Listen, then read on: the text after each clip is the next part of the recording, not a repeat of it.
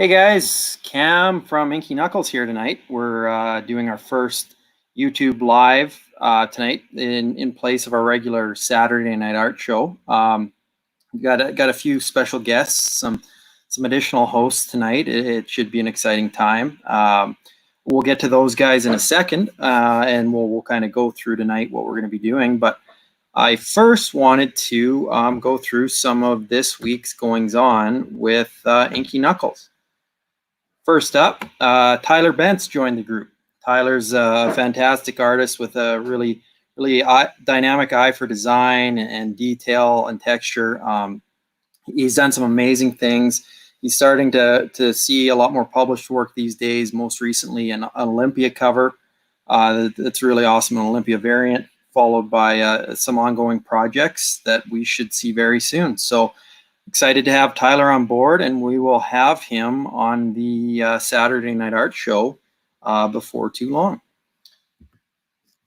And then additionally, we had another amazing artist join our group this week, and that is Dimitris Pantazis. And Dimitri, I apologize for butchering your name so bad. Dimitri comes to us from Greece, from Athens originally, and he's just a dynamic artist with a crazy international following, really cool surreal designs.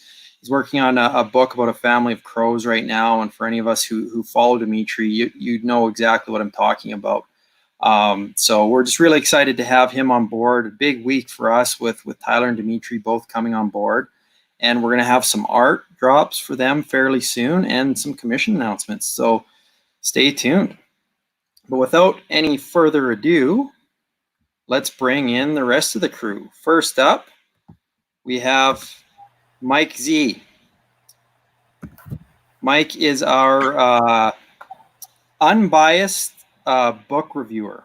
Mike's been reading comics for a couple years now, and he doesn't have any of the biases that the rest of us have for characters, publishers, creators. So Mike's got a really interesting viewpoint on books because it is legitimately completely unbiased. So he's going to be taking us through a few of those. So thanks, Mike. Thanks, Cam.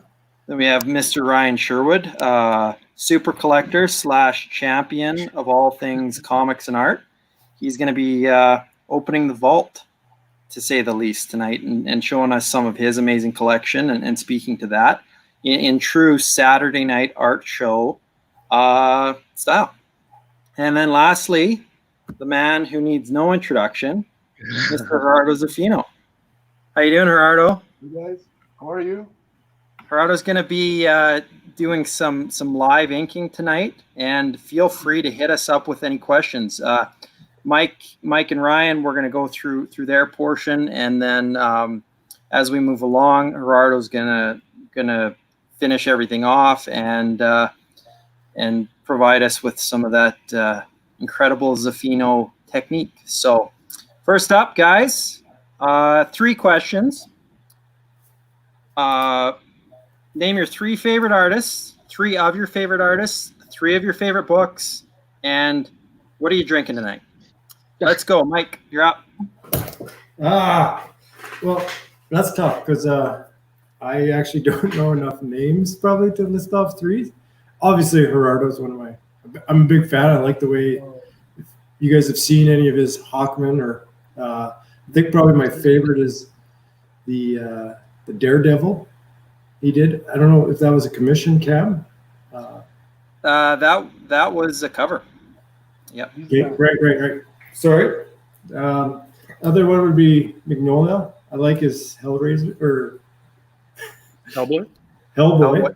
See, yeah, people are going to get used to this. I actually don't know a thing. I think it's great. And then, Mr. Miracle guy, Mitch Gerrits. Jared's. I really like the way that all came together. I like that art. Have you seen him without his beard, Mike? No. Yeah, no, he's a different. Yeah, he's not the same man. Like Carl Urban, you know? Yeah. Exactly like Carl. So, 3 favorite books? Yep. Okay, yeah, definitely Miracle Man. Really liked the. You put me on the spot here. I didn't have I literally had no seconds. He asked you the Bravebusters. I know. Like, ask me for names. Which is your favorite family member? Well, that's an easy one, but none of them. No. Mr. Miracle for sure. Yeah, Mr. Miracle, obviously, and then who's the Avenger that with the robot guy? Visions. The Visions. Really like the Visions. I like that story. The way it, it just pulls at the heartstrings a lot. And then, it's tough to beat the Alan Moore Swamp Thing. That one was probably my favorite. So safe to say you like Tom King. Yes. Thank you for the name. I should write that down. And what are you? And what are you drinking tonight, Mike? Okay, well, Ryan, for my birthday 5 months ago, signed me up for the Alberta Beer Exchange, and there you buy a $20 cask Growler. Yeah. Thank you, and then it's yours. You take it back, they clean it, sanitize it, and give you a new one. So I'm drinking the Dandy, which they have a country club, I'm a member. I'm drinking their Jungle Bird Sour. It only comes out this time of year, and it is usually my favorite beer until I had this one the other day, which is perfect for us, I think, because we're tough. The Bad Boys Club, Brett Saison. And if you're anywhere near Edmonton and they have the Annex Ale beer on tap, which you obviously can't get on tap, but try it. It's great. No sponsorship. Okay, Mr. Sherwood, you're up. Do I get to ask a counter question after? Yes, you do. Can you spell all your artist names out loud with no mistakes? Yes, I can, because I have to sound them out. Matt Lesniewski, that got me for a long time. Yeah. Demetrius isn't too bad, but believe it or not, I write their names in emails so often that I've gotten. Oh, you're probably right. Accustomed. You probably just can't spell anything else anymore. No, my brain can only do so much. Okay, so what was the first question? 3 of your favorite artists. Okay. It's tough because they all kind of come from different periods, but obviously Mark Silvestri was one of the big ones growing up because he was doing some of the most nostalgic things for me at the time. I was also a huge Joe Mad fan. Jim Lee, of course. Like it's kind of tough because they're all kind of blending together, and then I can't see the window where I can point at the guy that I'm slowly obsessing over every day. Like it's that guy. Yeah, that guy. Look at that handsome mug. What about all that? Yeah, so I'd say like right now, like it kind of shifts a little bit, I guess. But top 3 would probably be Jim Lee, Gerardo, and somebody else. Silvestri. Sure. Awesome. All right, I love to. Yeah. 3 books. Silver Surfer by Alred Slot is absolutely right up there. What else stood out? I really, really like Scalp. I thought Scalp was phenomenal. And then last, God Country's, it's up there. I had such strong emotions with it for a long time that it's kind of, a long marriage, and I'm wondering about it. But that's probably there. Yeah, 3. Cool. And what are you drinking? Tonight I am drinking the Endless Bottomless Cider Can. It is pandemic proof. Like you put it in the fridge, and then it comes out full every time. Amazing how that works. Thanks, buddy. Yeah. Okay, Gerardo, how about you? You're up. Okay. Favorite artist? My favorites actually change all the time, but I would say Bill Sienkiewicz. I'm sorry I butchered the name. I don't know. I met him twice, but I always call him Bill to to avoid this kind of thing. So I'm sorry if I butcher the name. I would say Sergio Topi, an Italian artist that I love greatly, has a great inking style. Um, and I have to go with my dad. Ah. That's pretty Good elite list. company, I'd say. Yeah. And 3 favorite Yeah. books? That I can't say. No, Too they many. change all the time. So Conan, Conan, and Conan. probably Just something like that. never the redhead. Yeah. And what are you drinking, Gerardo? I'm drinking beer, Asahi.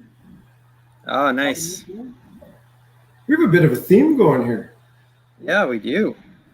What's our theme? I didn't know we were gonna be drinking, so I got just what I had in the fridge. You know, didn't come We've met before. You called me Ryan when you first met me. Okay, well, I'm not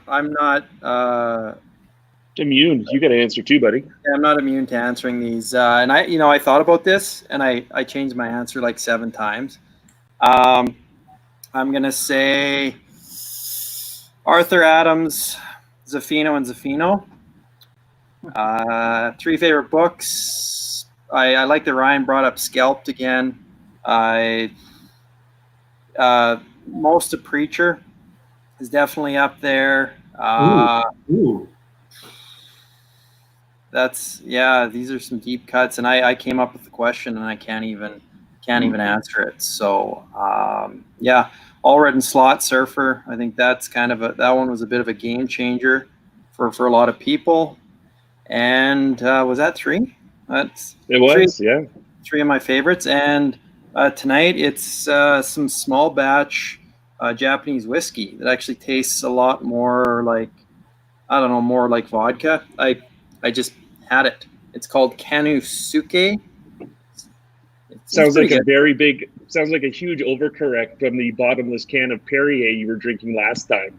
I got a bottle this time to stay hydrated. So You can awesome, respond guys. to O and tell no. Yeah. Octavio's asked if I had pants on. You can say it's no. Octavio, did you hear that? And guys, if you're watching, feel free, hit us up with questions at any time throughout. We can see them all, and that's part of what we want to do here. We want to be engaging, and hit up the man of the hour. Don't be afraid. Gerardo's going to be inking away here, but hit him up, and we'll read the questions to him, and then we'll go from there. So Mike has a question. Mike? Yeah, I do. Can we just zoom into what Gerardo's doing right now? Just to see a little teaser. I don't know. Oh. It's a tango thingy. I had to It's cover leaves. up the character Oh, yeah. because we don't want spoilers. So To be it's announced. gonna be a Shango scene. So Oh, man. Yep. It's I want to say it's Jean Grey and she's alive, or is it Gwen Stacy and she's alive? Wonder Man, and he's gay.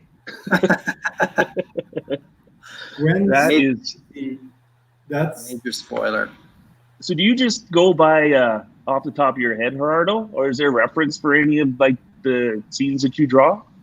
Like you said, it was your reference for Conan, which I don't believe, but I don't know if you can see this, but there's a really light gray lines that I printed out. So I do a really loose pencil, and then I print that out, and I go straight to the inks. I don't usually do a lot of detail in pencils, so I try to keep it as simple as possible.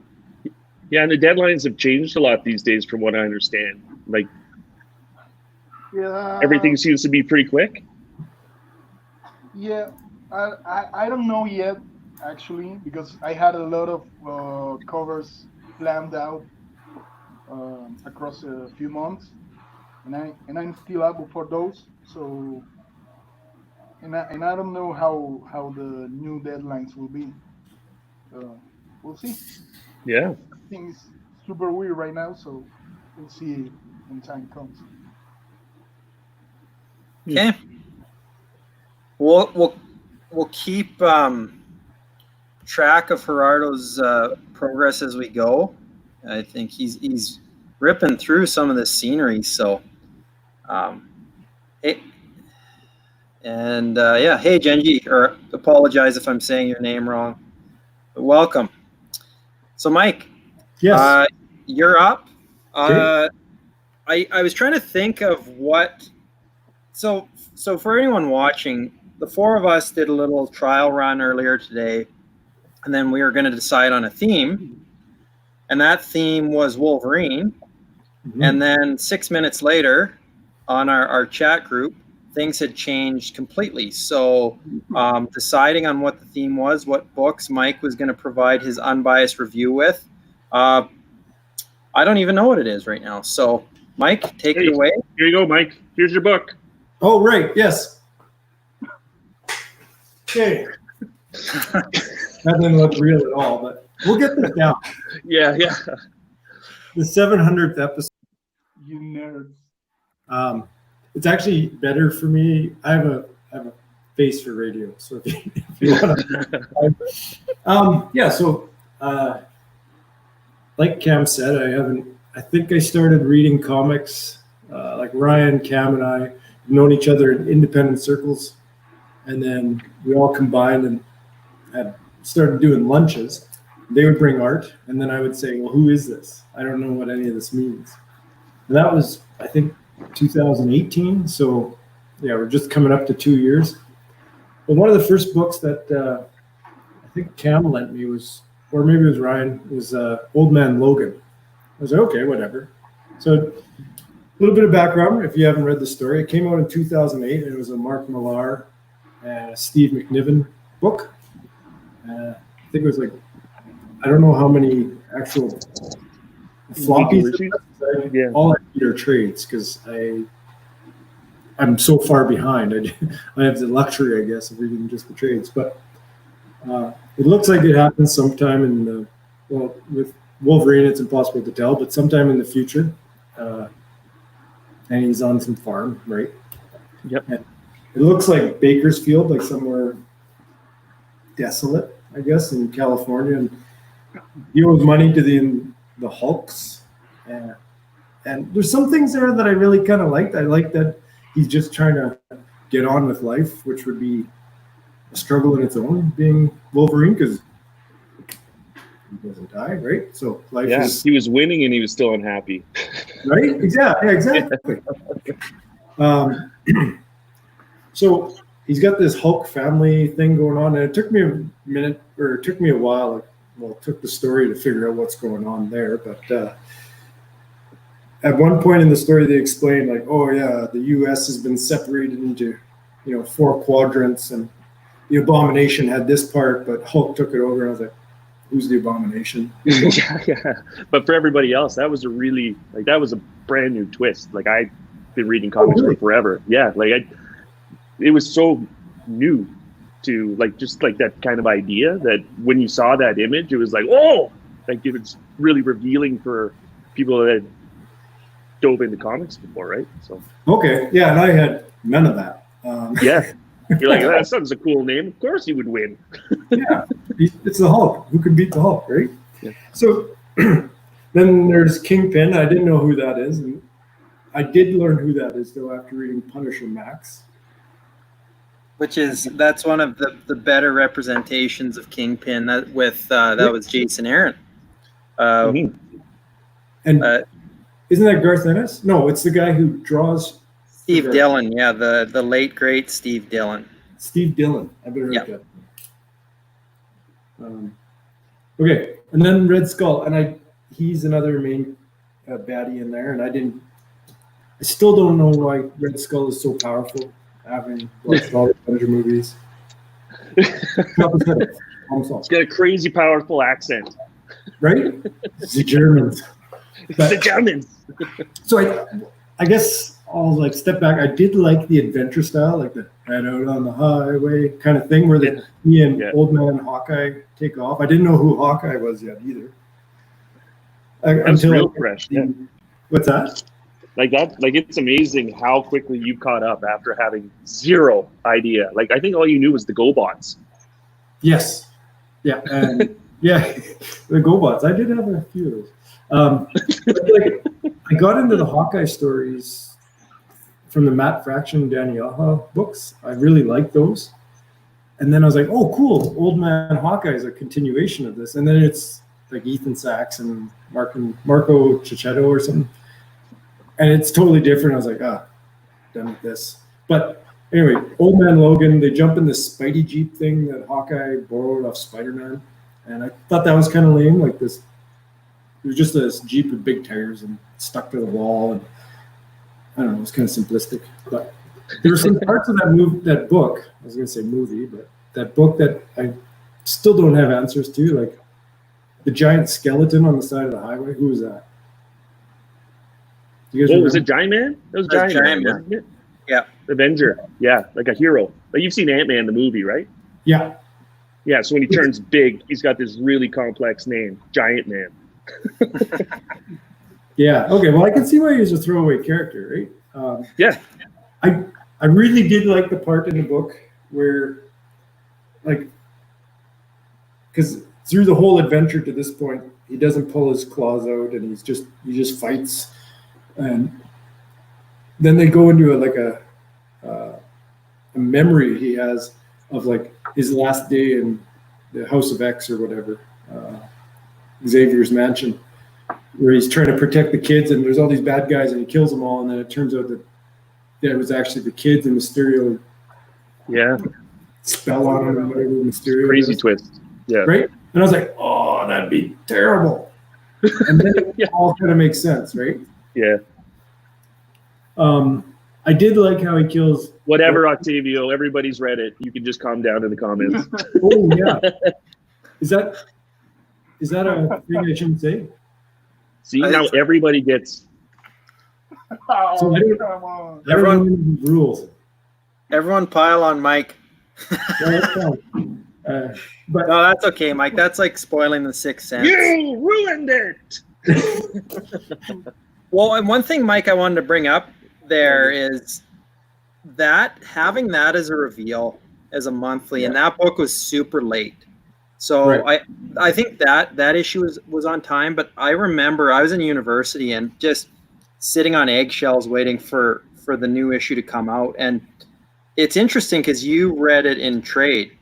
I Whereas, just do it in like a day, right? yeah, and for me, Old Man Logan was such an experience, and then there was such a huge delay to finish it. It was just was painful.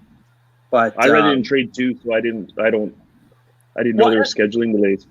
Yeah, it was. I think between the last two issues, especially the last one, it took forever, but it still ended really good. It's just interesting. I'm glad you guys got that effect out of it because I was lucky enough to be picking up the floppies as we went along. But because you just don't know. Why won't he pop his claws? Why won't he? I think that's what sometimes gets lost in trade, that anticipation of the next thing. But you guys both, it both was a good story for you guys, and you guys really, really dug it. So like the twists with the Hulks being cannibals, or eating people. I don't know if to that point you had any other story that was like you had 180 degree ships like that. I don't know. Well, Byron says it and this is something I've never got from comics, the delayed gratification part, right? Because I've never had to wait for something because there's so many back issues. I just pick up a trade or an omnibus and read that. And you found you don't like waiting, do you? Oh, I'm terrible. Yeah, I don't like to wait at a street light. So how am I going to wait a month for next? Even when Gerardo was working on the Avengers, 10,000 BC or whatever it was. Yep. I'll never wait for that. Well, it's a long time ago, Mike. yeah. I'll check it out of the dirt. Yeah. No, I'll read something else, and then when it's out in the trade, I'll pick it up. Maybe I don't know.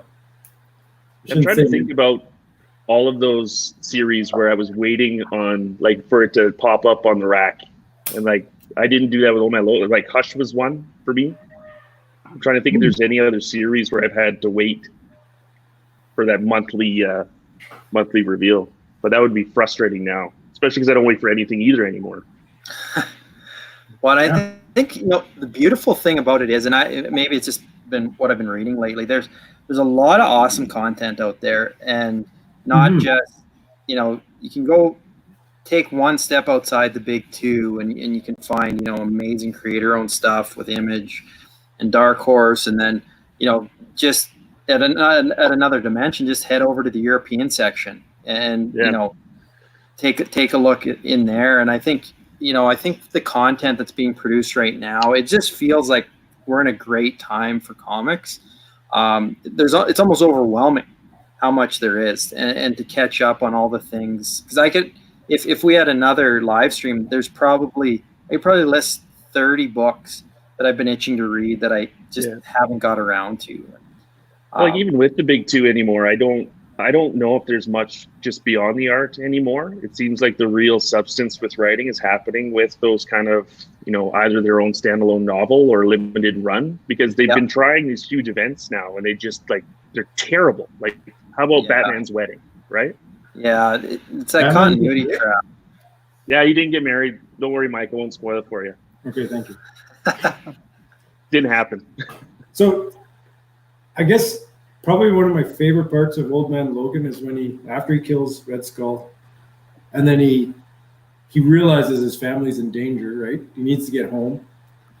And he takes like parts of Iron Man's costume or out. Yeah. And just like, not even the whole thing. He just puts like the leg pieces on and the hand pieces on and flies across the country and like plateaus. Or that looks like it's a campaign slogan. Yeah. Vote for David Piston. Anything Batman sucks. Yeah, he's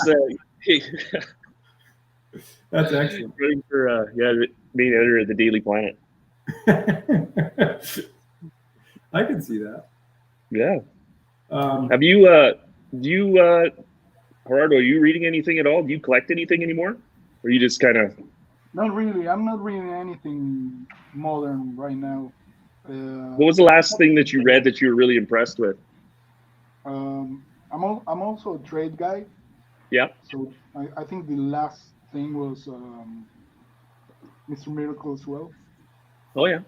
I think that was amazing. I love Mr. Miracle. I really love it. It connected with me in so many different levels, with the story and the art, everything. But for me, it was incredible. So I think that was the last book that really blew me away. Yeah. Well, I think that's a generational run, to tell you the truth. Like, that one is, we've been reading a lot. I think that one's going to stand out for a long time. Yeah. Well, and I think for us too, the four of us, Mr. Miracle was such a part of Fan Expo when we all got together. That was the first time any of us had hung out or met Gerardo in person. And it was a really great weekend. Sorry, James. We had to kind of tweak Gerardo's audio a bit, just because we were getting some feedback. So we'll kind of work on that. But for the Mr. Miracle stuff, it was such a big thing. I think I read it for the first time on the plane with you guys out to Toronto, and then of course Jared's was there. I don't know if Tom King was there. I can't really recall. No, he wasn't there. And then Gerardo, maybe he was. Oh. Gerardo inked did that Dark Side piece. Yeah, James, I don't think you have to worry about Gerardo being soft.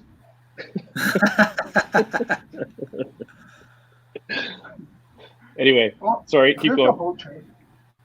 That was it. It was such a cool con, and I think we all met Mitch at some point, and Gerardo did that awesome piece for him, and it was. I think I agree with you. I feel like that really did feel like a generational run, that one. That was, and we'll talk about this, on another night, but how are you guys feeling about Strange Adventures? Well, it's just the first issue so far. I like that you get some of the main characters just as kind of guests. Yeah. I think that that's a really successful formula. Like, it seems like it's a crossover without it being cross universe. Yeah, you should be James. He's the Argentinian assassin for a reason. Yeah, I guess what's happening in that jungle. Yeah, like I really like that concept because I hate crossovers, but I really like it when you kind of get a secondary character with a main character kind of visiting, and the end of that issue was really good. Yeah, that awesome. Sorry, Mike, we kind of hijacked your unbiased review. No, that's fine. That's the point of these. Anyway, Baron von Zimmer. yeah, I only have two little things left of Old Man Logan, and then I'll wrap that one up. I did prepare for a review of like Chris Claremont and Frank Miller's Wolverine Volume 1, but we can table that for another day. But I did like the way they fight at the end, Logan and Bruce Banner. I like how Banner is like, I just invincible. can't do this anymore. Yeah. And I like that. I thought it was kind of a good way. And at first when I read it, I was like, that's a stupid way to kill Wolverine. And then I was like, wait, maybe there's more to it than that. Like, that's how we have to do it, right? Yeah. And then, just the idea that it doesn't end. I'm not going to lie, I had to do some research after this. And I was like, one of the things that I don't understand, and you guys would get this more, is like, this is on Earth 807128. Where, like, this is that multiverse thing, right? You guess? Well, I don't Mike, even understand that. Yeah. Yeah, Mike, this is the beauty about you and your reviews is you do take a methodical approach to coming to, like, and we talk about Mike's view on comics quite a bit because he goes so deep into a lot of stuff that he ends up dictating to us or educating us on these things, because you're that little factoid you just threw out. I had no idea. Oh. No. Like, and I don't don't find all the Easter eggs. Because I don't know enough about, like, I haven't read a lot of comics. Like, I look at like David's comments on here and Byron and Odela. I'm gonna guess Octavio. That's Octavio. Yeah. These are people who genuinely read comics and have for decades. So I'm like just this little guy with a lot of noise, right? I'm a noisy cricket. But that's, it's nice though, because you're coming in with a ton of respect for what it is. And I think, over time with the pop culture phenomenon that comics is, people are starting to respect comics more. But there's so many people out there who kind of treat it as this nerdy trash pop art. Yeah. And so but I think for you too, like how much enjoyment you've gotten out of it was approaching it with an open mind, and open mind and respect for what it is, and and here we are. You're spending your Saturday nights giving comic reviews. So that's true. Yeah. What else are we gonna do? yeah, that's true. That's true. It is funny because like my wife and I went through this period of trying to read the top 100 books, right? And there's like 100 lists of 100 books. So we meta-analyzed it and came up with our 100 off that list and read them, or tried to read them. I didn't get them all through, but like some of these comics I've read I think should be in there, like The Watchmen. Yeah. Or what's the Batman where it's with the owls? What's that one called? Well, Court of Owls. That would make sense. That's a good name for it. Yeah. Yes. That's a good story, right? Yeah. So like some of these stories are genuinely would hold their own, whichever medium they're in. And that's what's really fun. I I'll always throw Alan Moore's run on. I'm not quite Dancing sure. Cricket? Yeah. I don't know what that is. Cricket. Oh yeah, the dancing cricket. That's right. That's a good reference to last summer. Oh. Back back from when we were allowed to be in rooms with each other. Yeah.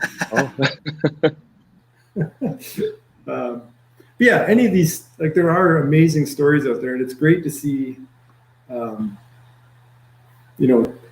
two artists combine to make something. Like the writer, well, not even just two, but the writer, the artist, the inker, the colorist, right? Like all of those things. The more of these books I read, the more of like the behind the scenes stuff at the back of the book I get familiar with, and I realize like the tone matters so much too, like the color.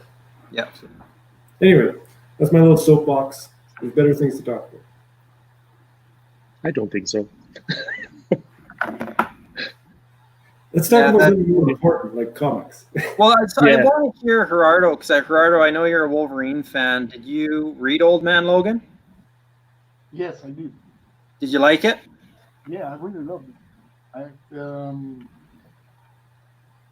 I didn't read it at a point where it shocked me a lot, because I've already read a lot of things in that same vein that came after that, but I read them before. So it didn't shock me as much, but I really love the concept, and I really love Wolverine, so it was the perfect story for me. What'd you think of the art? I love Magneto. I love it. Yeah, I think it's really clean, really. I love the action of it, and I love the gore. Yeah. Yeah. You met McNiven at Fan Expo, is that right? Yeah, we had a panel together. Yeah. McNiven was at Fan Expo? He was. Yeah. I think he's from. He doesn't draw Galactus. Oh yeah, that's right. Well, let's just use that as a segue, guys. Speaking of Old Man Logan art, RS88. Oh, how you doing? I'm good. So what do you want to see today? Well, maybe see that whole let's take a peek at some of those Old Man Logan pages you have. And are you? Sure.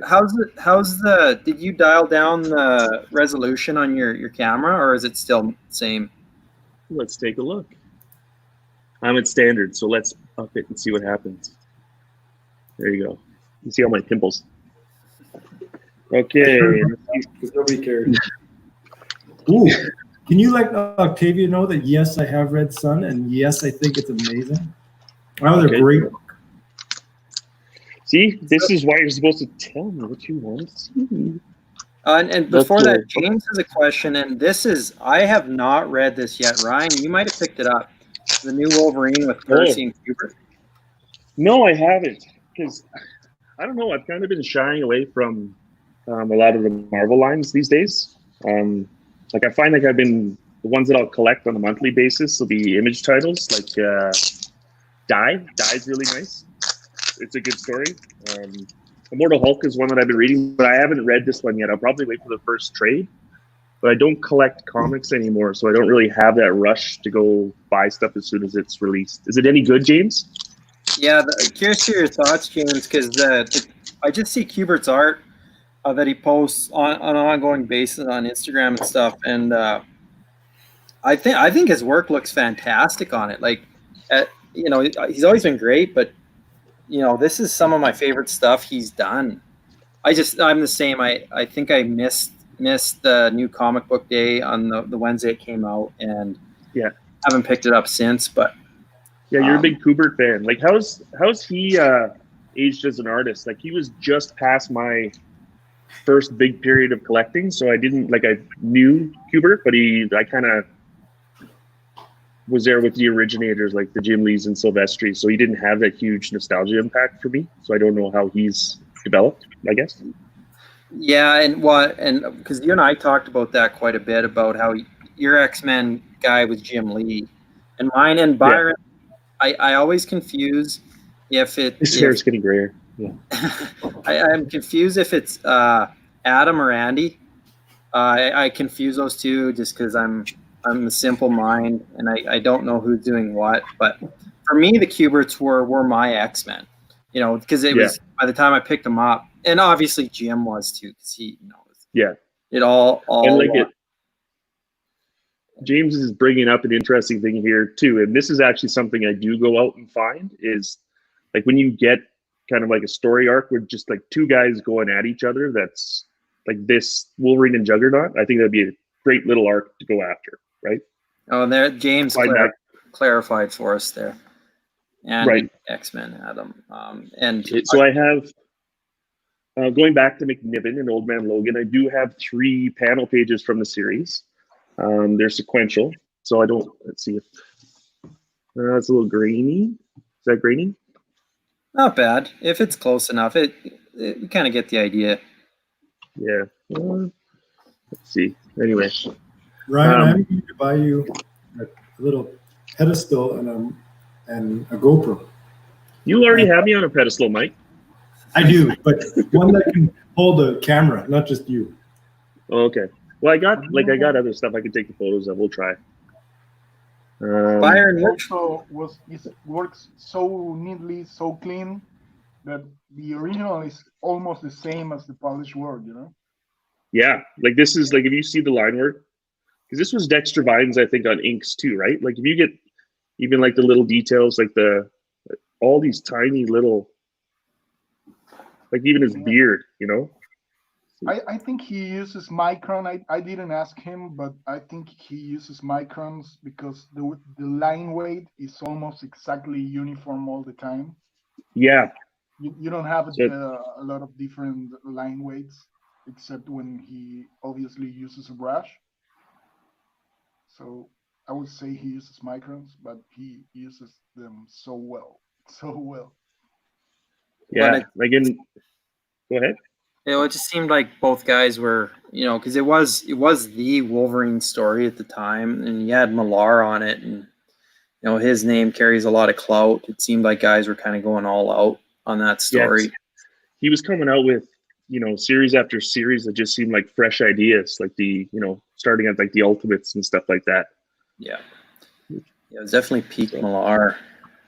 Yeah, and so David.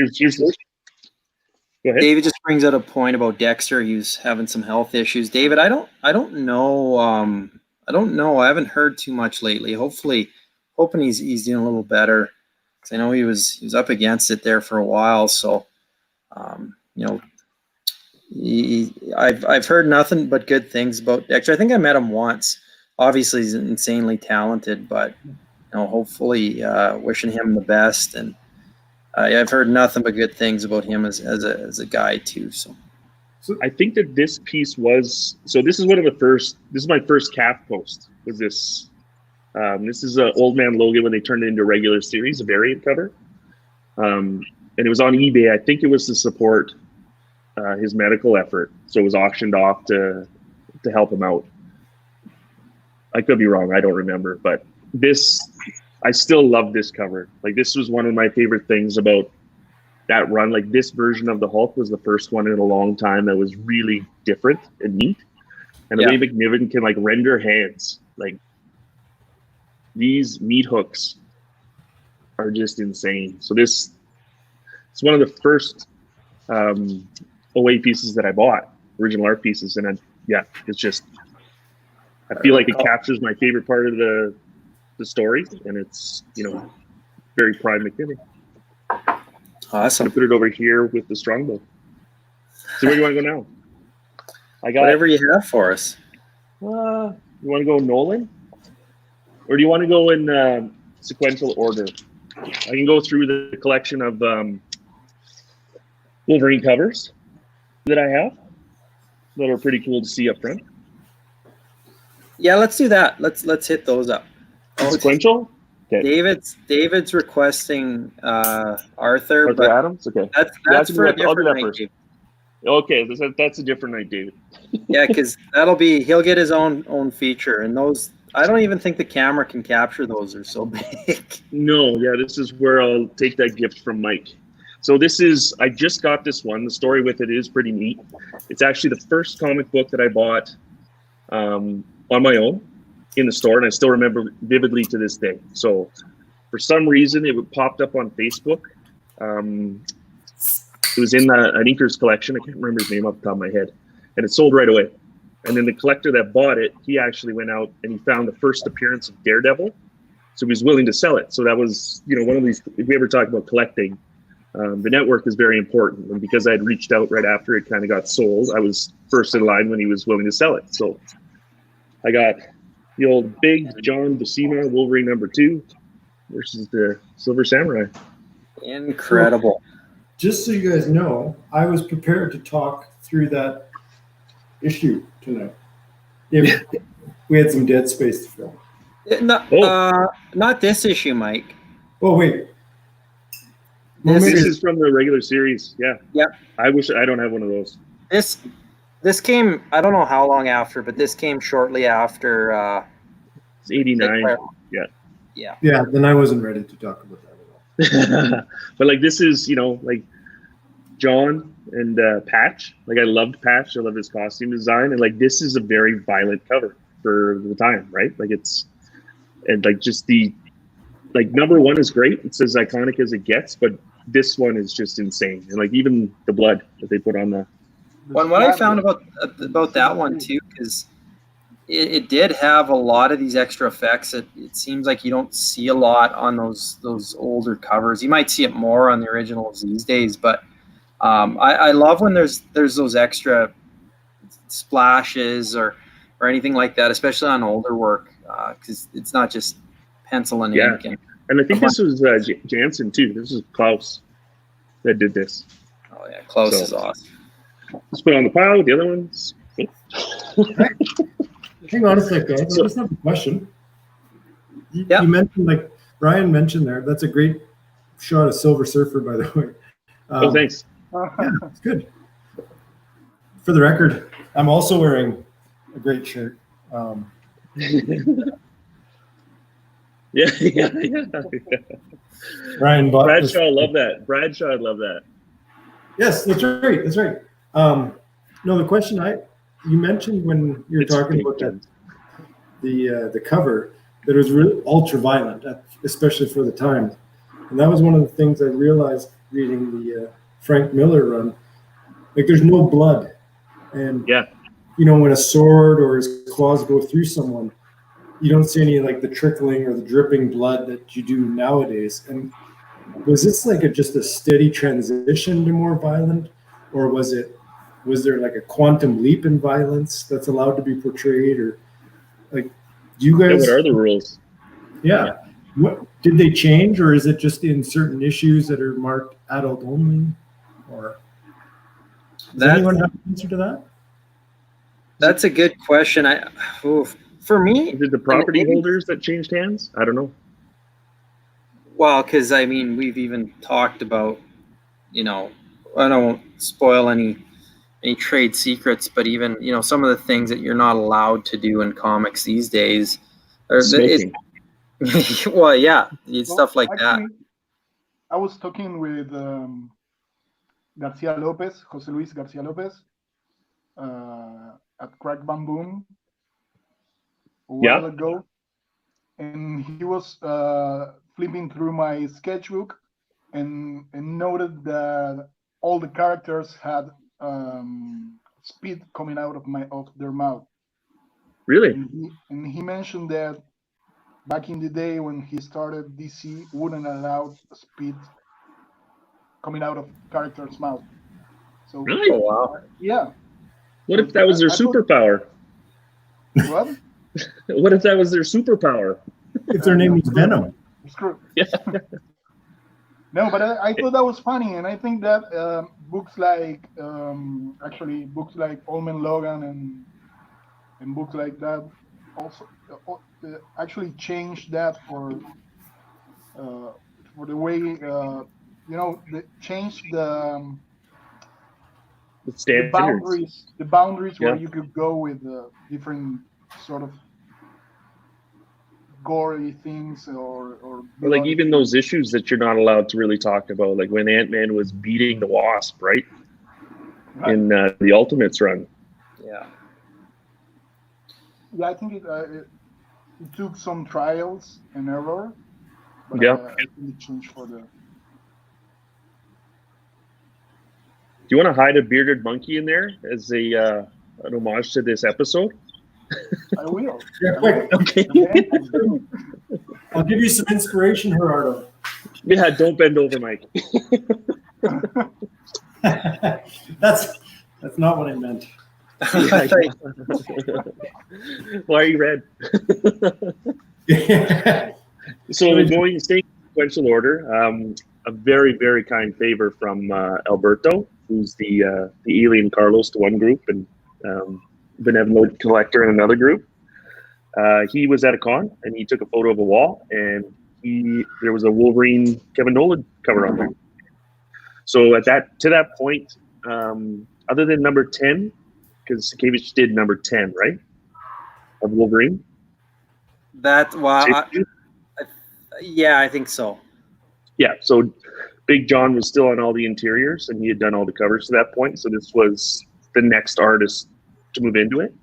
And I remember seeing it when I was a kid, and I hated it. Like, I didn't like Nolan's style at all. And it's just one of those things that kind of, develops with you over time. And then, now it's like you look at it, and it stood the test of time, and it's a super cool piece. So it's, what is this? It's got an overlay on it, so I'll peel that back, but it's number 14. And there's some neat instructions on there because Kevin wanted to color it himself too. So, and this was the first time the corner box changed from, this issue was the first one where it changed from patch to costume Wolvie. So. Oh, cool. I didn't know that. Yeah. See, I read too. Sorry, Patch? What's that? You said Patch? Yeah, so Wolverine's got those nicknames like Logan and, Furball and Face McRoughRide. So for the first issues of this run, his alias or whatever was Patch. And he had a patch for a while. It's very good. And Patch, Octavio, if you're still watching, speak to or type to Patch and Fix It. That was the Mr. Fix It Hulk era as well. Yes. Yeah, so those two issues, like number 8, where it's just the two of them on the cover, might be, that's top 5 cover for me. I just love that image because I just thought it was a neat, you're seeing characters different for the first time from those costume days, right? Yeah. If you want to see something specific on this, just let me know. But he's like, oh, where's that? How do you say that, Mike? Gehenna? Yeah, send a Nolan for coloring. So, like, it's got that's one of the neat things about original art too, is you get to see, a little insight into what was going on at the time. Yeah, especially those older pages have so much process involved in them. I love it. Yeah, like May 16th, 1989, Wolverine, the W.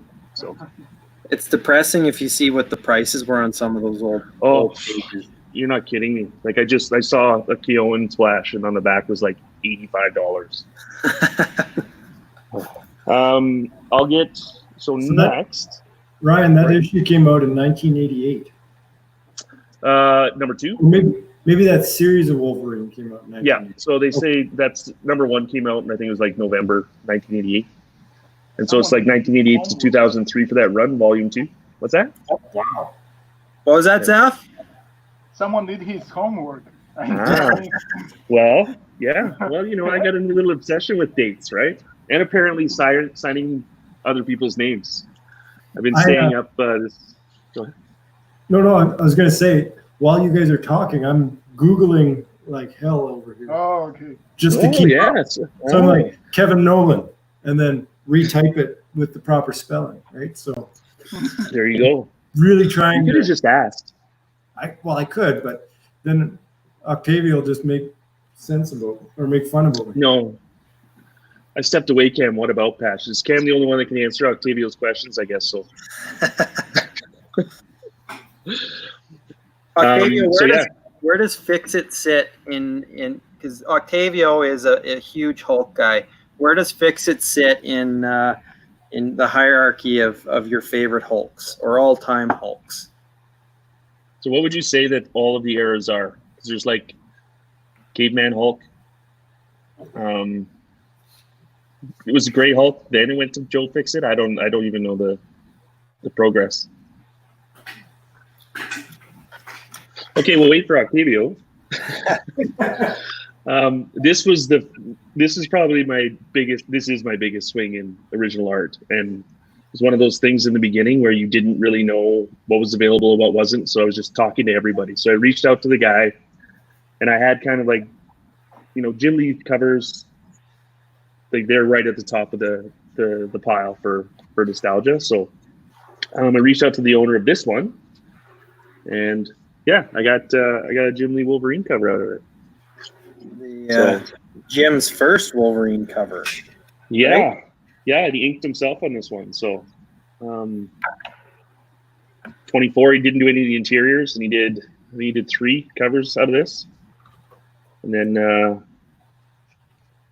this was right before his transition onto X-Men. So, or maybe right at the same time. And this one must have cost a kidney. I don't have organs, James. So I've won a lot of stuff betting my organs. So this is kind of this was done by I can't remember his name, but he does all those post-production overlays. But this is the original cover underneath. So Jim kind of did this. And when Jim inks himself, it's a totally different thing, right? Like Scott's kind of got a like a hero ink look to Jim, but Jim goes very dark, right? So you get a different feral Wolvie out of this. Yeah, there's definitely different dynamic. So just hold up the buildings there, Ryan. Like I am. They're very heavy. Yeah. There. Do you recognize any of the characters? Because there's a lot of characters, and I always wonder sometimes if there's like messages there. Oh, I actually haven't read it, but it's in Japan, so there's some similarities to Chinese. So yeah, I mean, they look correct. Like they look like they're somewhat well done, and Jim being Korean American, if he did do them, that's not too bad. I should know. It's funny you mentioned that, Ryan, because the Dustin Weaver Wolverine that you got. Yeah, I have that here. It's the same thing, and I think Dustin just copied some characters off some stock photos or something he saw, and like the signs. I can't remember. Someone deciphered them when he posted it on Twitter, and it's just like noodles here. Something like it's completely random, and Dustin admittedly he's just like, I found this image of a Japanese street, and I just copied these images. It's probably because like he did a great job on this. Like I don't know who would ever want to sell this piece. Like it's fantastic. Yeah, I love that. That's incredible. Yeah. So yes, I can't remember all the details because I wasn't there. I just remember being in the right place, right time, and a little bit predatory when somebody wanted to sell this. Would you mind holding Wolverine up for a bit? And I just want to ask a question of Gerardo, did you take any inspiration of this for your Conan? Just like the arrows in Wolverine? Not exactly from this one. My main inspiration for Conan is Frazetta. Oh, okay, Frazetta. So, and you have a lot of that sort of image here. Mike, one thing to clarify on that, this one's just a commission. So this one hasn't, like, as great of an image as it is, doesn't have that like iconography that a cover would have. That one was just a commission that Dustin had done in one day at Emerald City. And Byron, he picked it up. Predator. Sorry.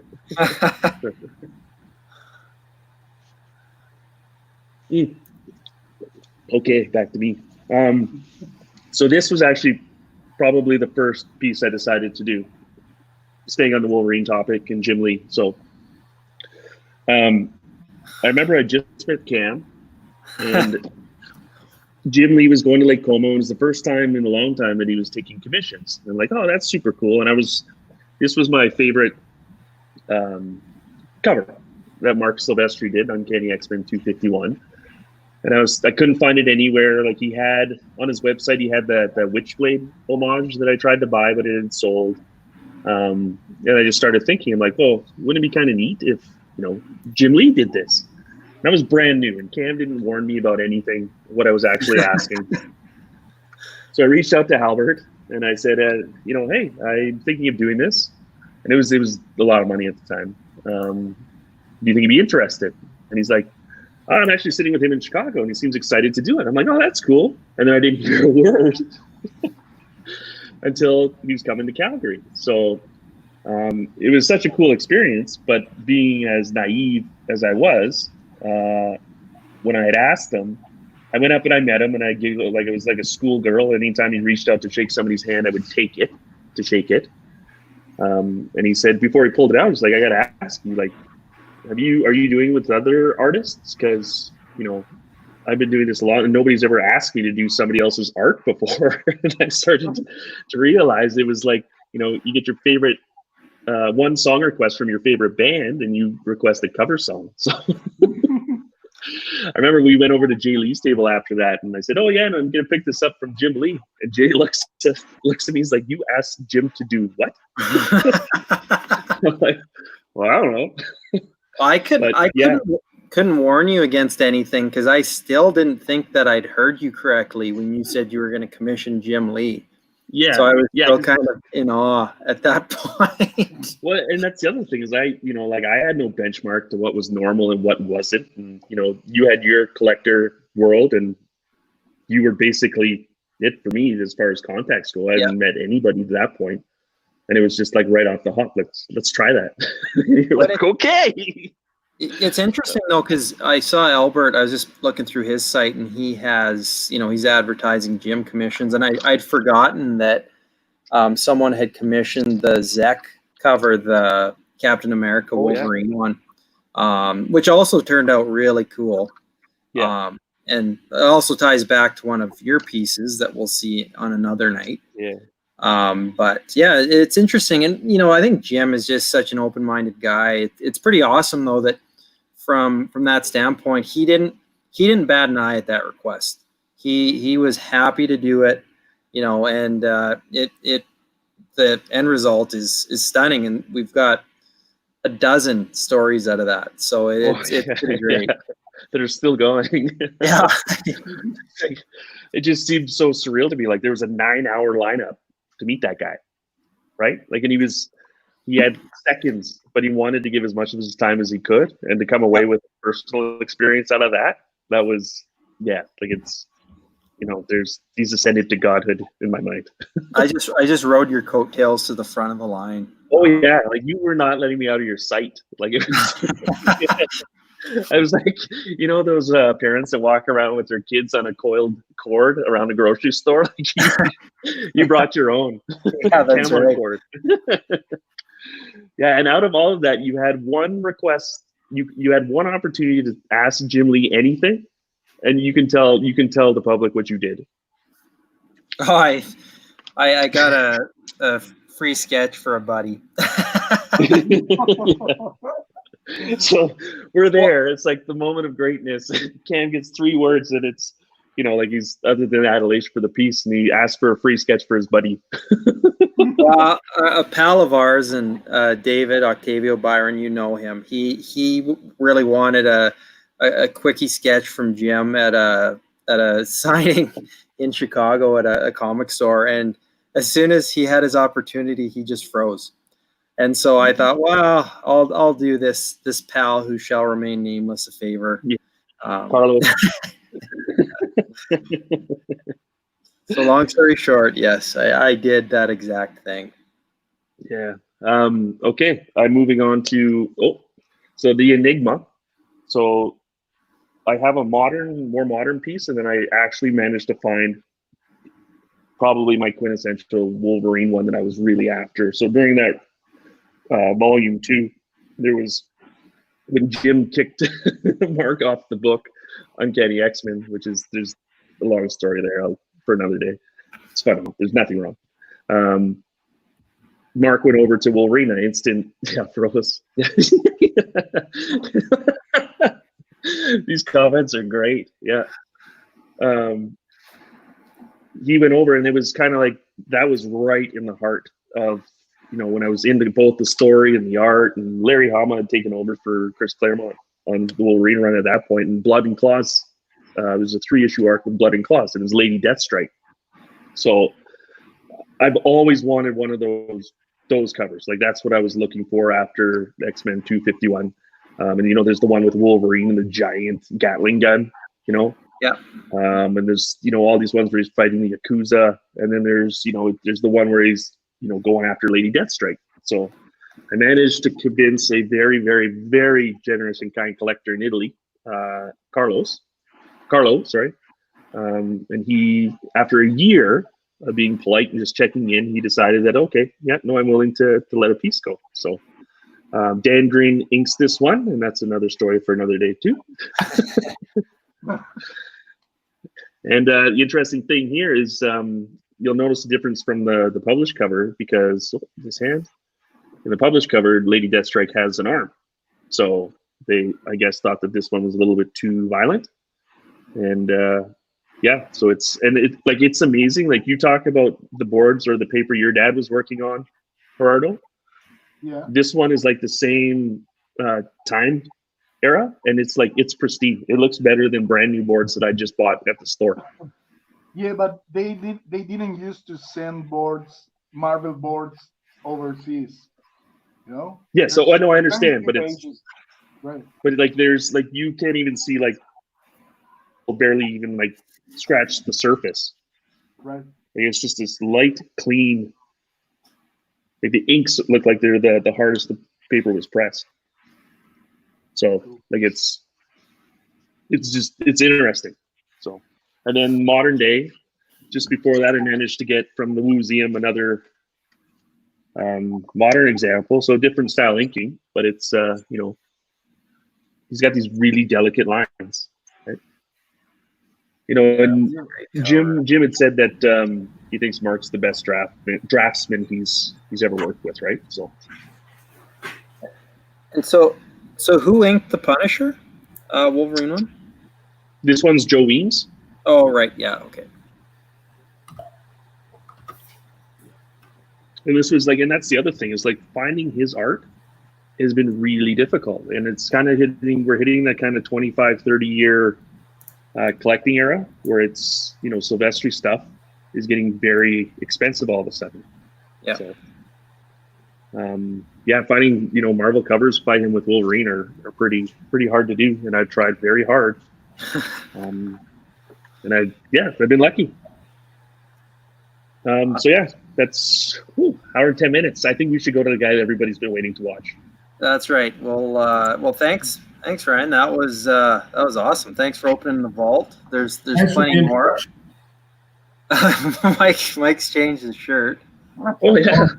Well, little disclaimer here. I'm in my basement, and there's no heat ducts in this room. So you're off to go chop down a tree? What's that? That's your lumberjack shirt? Yeah. It's actually blue, but because of this light here. Oh, you just went viral. It's that dress thing all over again. Oh. Yeah, speaking of Dan Green, now you look like Red Green. I guarantee you there's a granola bar in the shirt pocket somewhere. There'll be snacks in there somewhere. Yeah. If you wouldn't have cut to me, I was on mute because I was about to run upstairs to make a bowl of popcorn. So yes. As much as I like this live timer counting up in time, I want the countdown timer before Zimmerman goes incendiary because he's so hungry and explodes on everybody. I was telling Jackie about that last night. I said that's why you gave me the flame guy, because I light on fire. And what was your other quip about? What's the name? The flame guy? The Human Torch. Human Torch. Yes, that's bad. I should know. Your temper. And Jackie actually thought it was fumes emanating off of him. Standing akimbo. And she's like, "That's perfect for you. You stink." And I was like, "That's lovely." That's the most roundabout compliment I've ever heard. Yeah, no, there were no compliments about it, actually. I told her how you said I'm like the guy who cuts everybody down, and she's like, that's terrible. I was like, well, no, I just put everybody on a level playing field again. Yeah, it's just way below where you are. No. So once Mike's done making his I'm popcorn, he'll make sure to come back and provide some harsh critiques for Gerardo. Oh yeah. So he doesn't get too far ahead of himself. I've actually been doing some research on these plants. Are they indigenous? Are they indigenous plants? Yeah, that's right. Some of these may not be from. I need to see who the main character is before I make my judgment. Gerardo, For the End time period. next episode. that's right. Carlos That is has joined. We were talking about Oh. you earlier, Carlos. I apologize. It was all good things. Don't worry. Sort of. Your friends took you down though. So So what Gerardo, did you use in your mustache today, Cam? By the way, before we jump into Gerardo. I don't have it on me. It's the top. What's the barber shop that's all over the franchise? They have a specialty wax I use. Hooters? Tommy Gun, that one. Yeah. Oh, Yeah. So Carlos is wondering who that guy was. That's Mike Zimmerman. Carlos, he has the biggest Norm Brayfogle collection in Western Canada.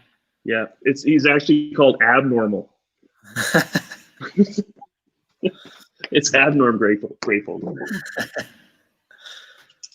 So Zaf, you've been using a brush this whole time. Everything on this page has been done with a brush. No. There's some quill here. Some nibs. These textures. But most of it is brush. Okay. So how much direction did you get on this piece? Like how much Nothing. did you say Wolverine in a jungle and Nothing. I came up with the sketch idea. oh cool. And see what in the jungle? Yeah, it's to be determined in the jungle. Yes. When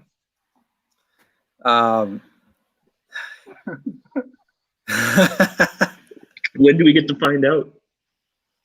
I don't know actually, because it's all so weird right now. So I have no idea. Oh, that's true. Yeah. Have they been very communicating with any of that stuff, or are you just kind of like in the dark and just waiting until something happens? No, I get a lot of emails from editors and stuff like that, and they are very positive about the future of everything, and they are actually very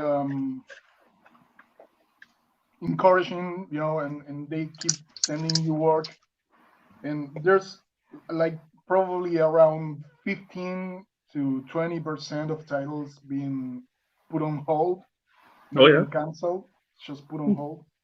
So there's a lot of things still going on.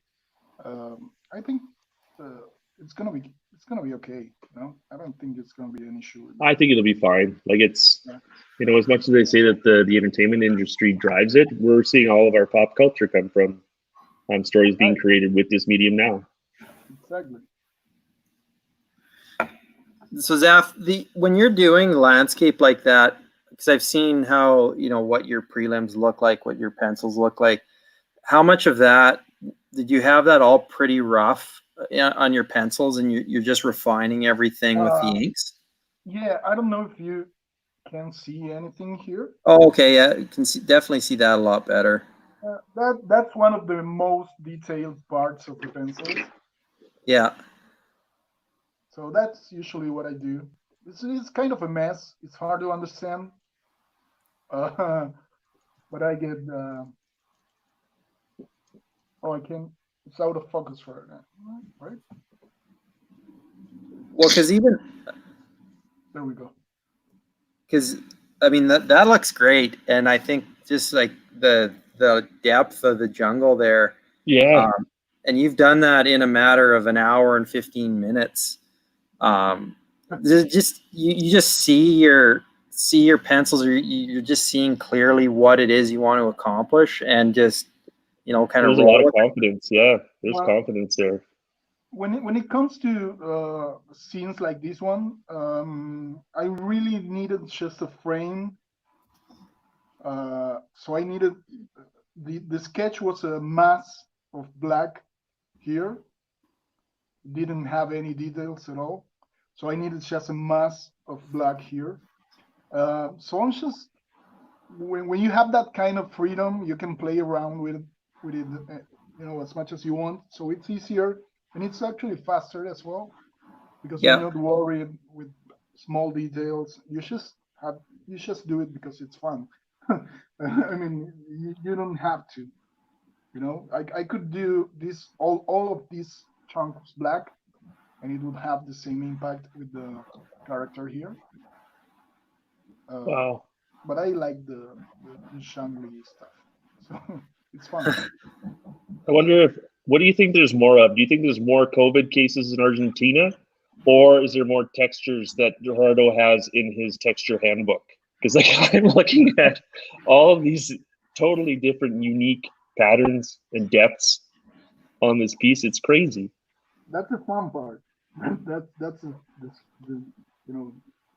You got layers. You're a complex man. And then I go over all this with whiteout and do more textures and create some more depth. It's fun. It's really, really fun. So is there something you cannot stand drawing?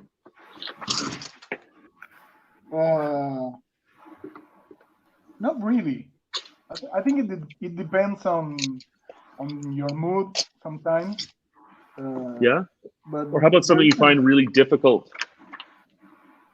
Well, cars are pretty difficult for me. Yeah. But I can get around them. It's just it takes longer for me, Yep. It's not as fast as doing this for me. Yeah. But I don't hate drawing them either, Yeah, the crappy thing about cars is you're constrained to what they actually look like. Not a lot of creativity with them. Right. Unless you're drawing the spider buggy. Zav, James has a good question for you. Outside of comics, do you draw or paint anything for yourself? Not lately. Not really, because I don't have that much time outside of it. So James actually comes from Oklahoma, the state of the Tiger King. So he's hoping you could do a Tiger King homage with him on a rug. So, and I'm not joking. Oklahoma? I thought it was like I haven't watched it yet. Yeah. That's actually this cover, isn't it, Zap? This is a Tiger King cover. Yeah, it's coming. Amazing. Don't point it anymore, dude.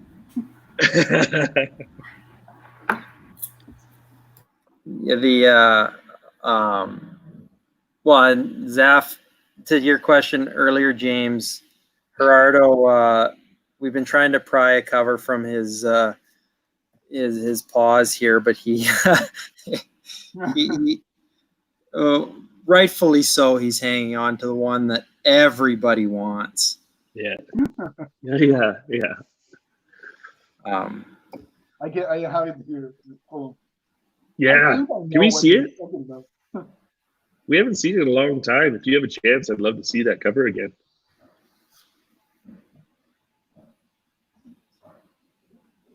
Yeah, that's I think that is one of the pieces that I get legitimately daily. He'll show it here in a sec, James. I get a daily inquiry about that one. We'll just check up on Mike.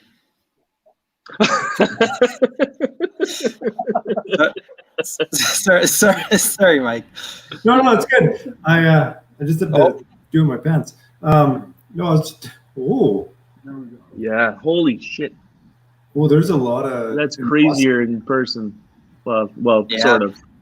I think, that's an all-timer, Zaf. You know how we all feel about that one, but yeah, that one's incredible. Don't let it go. I still hold that I like the version with the red logo, just because of that little bit of color. Oh yeah. Is that Oh yeah, I like that too. There's a little tones. Oh, is that from your father's Oh yeah, set? yeah. Jeff? Oh, cool. Yeah, Oh, This is- awesome. little bits That's here so and cool. And so for those guys who don't know what we're saying, Gerardo has a bunch. Well, I don't know how much you have left, but Not much. Yeah, uses some of his Yeah. father's screen it. tones. That's all that's left. What kind of paper is that drawn on, Zaff? Octavio's wondering. Unicorn pelt. Paper. I think this is Fabriano paper. This is Fabriano. Awesome. Tell Amelia I will give her the 2 Mario Nintendo Lego sets for that cover. You're late, buddy. I've already got those on Prime on their way over. Oh, damn it. Go in a second. You know? Yeah. I've Octavio, actually asked her to go back in time and adopt me.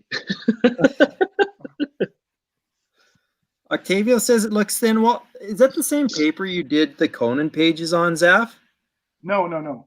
This is a thinner paper. Big, a little bigger too. Okay. But no, the Conan. The Conan pages, interior Yeah. pages. Yeah. Yeah. It's about the same paper. I Okay. think it's a different series from Fabriano as well, but it's about the same. It's about the same Okay. thickness. Yeah, Octavio, we haven't. I guess you haven't seen any of the Conan pages in person, because you weren't at Fan Expo. But yeah, it's a little bit thinner. Like a baby. Everybody else made it. I didn't realize that was all the screen tones you had left, Zaff. That's crazy. Oh yeah, it is. So I just So- use a little bit here and there when I How many? Do you think every piece has a little bit, or how many? I should actually go through and look. I think it's just the one that I have has some, right? No, yeah, I sort of feel like it, and I put a little bit of it here and there, but it's not in every piece. I think that's so cool. Yeah, because the Conan pinup / specialty cover you have, Ryan, it has some, right? Yeah. That one has some.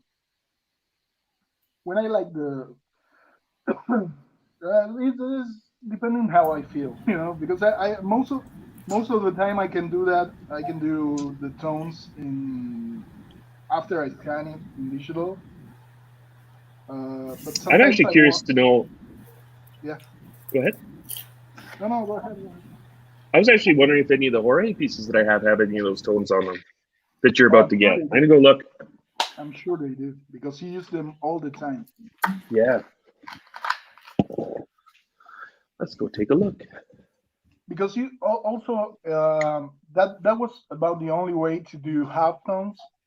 You couldn't do washes back then because they used celluloid for printing the inks. So that's the only way you can do flat gray areas in the inks, Yeah. So Yeah. So that was very common back then. Now all these kids got it so easy nowadays. I know, right? Yeah.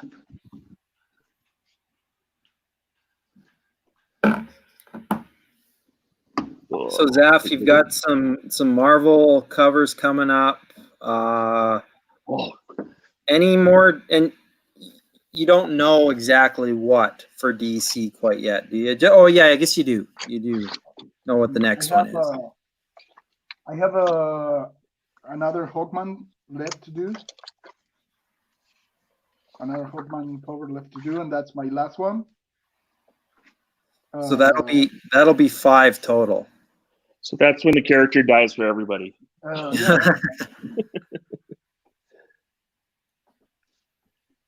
And then I'm starting doing covers, at least one for Dark Horse.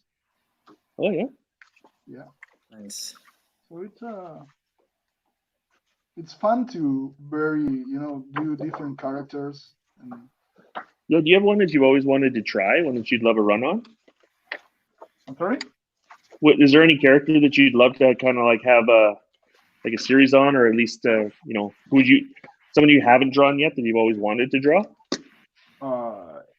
Yeah, I always wanted to do anything Batman related. Anything Before Batman that- related? Yeah. Before that, it used to be Conan, so that is check. Yeah. But yeah, I don't know. I think once I get to draw the character that I have to do, I usually fall in love with the character as I'm doing the covers or as I'm doing the book. So I see things in every character that I like, and I take that and try to do it my own, you know. And so Yeah. I love all characters basically. He gives them some zappy limit or some I can't even remember what I called it. It's just like the toughness you can give a character that doesn't have. Oh yeah, okay. I think I got. Do you want to bounce back for a sec, Cam? I think I got some pages that might have some of these tones on them. Is there this Hellraiser page? Is this? Yeah. Oh, right there. Yeah. Yeah. Okay. You can bounce. I'll look. And thanks, Oh, Paul. The just talking about that was just Paul's comment, Gerardo. We talked about the affection you had for Conan, and Paul has some kind words. So thanks, Paul. Thank you, Paul. I would own multiple copies, but Ryan usually buys them all from my LCS, so I only have the ones that he lets me have. Which are the variants? Yeah. Yeah. Well, I think I have a couple. Oh, yeah, there's tones all over this one too. Oh, these are cool. That's the terror. Yeah. Sorry, Same Cam, text. did you answer Octavio's question about what kind of paper is that drawn on? Yeah, Gerardo we did. did. Yeah. I was making popcorn. It's made out of it's. Is there any tones on that one? Oh yeah. Lots. Oh yeah. Yeah. Oh cool. Well, at least we know that they last. It seems like your father knew how to apply them correctly. Yeah, it was more an artisanal kind of way of applying it back then. Yeah. You didn't have Like any- there's. Go ahead. You didn't have any scraping tools like you have now. I don't see any tones on this one. Well, it's funny because we were talking about that on some of the other ones we've done lately, and I've gotten commissions from people where the tones, by the time I actually received the commission, the tones were peeling off. So it's a little bit finicky because I don't have any, whatever the process is for whatever artist I'm happy with. But yeah, you start to lose some of the it just wait, Octavio You got that, eh?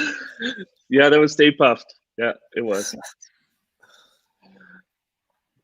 Yeah, What? like I think it's actually a pretty neat part of the craft when you see those other like media go into a piece that stand the test of time. Like it's almost like something you don't know how it works, and you never will. I was given I outed Octavio on his disdain for whiteout and tones the other day, and I apologize, Octavio. But it's kind of an interesting conversation to have, just because, like for Gerardo, for instance, your whiteout is used as an effect. It's not used to cover up mistakes. And so, sometimes it is. I wouldn't say it's never used to cover mistakes. Come on, keep that allure up. Gerardo never makes mistakes, ever. It's always effects, yeah. Yeah, he doesn't call it whiteout.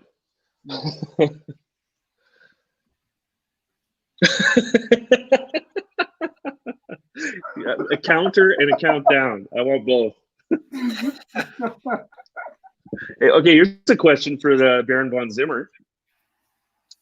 So out of all of the great masterpieces that we've given you to read, is there anything that you found disappointing or started great that limped out? Yeah, no, disappointing, definitely. Yep. That sounds terrible.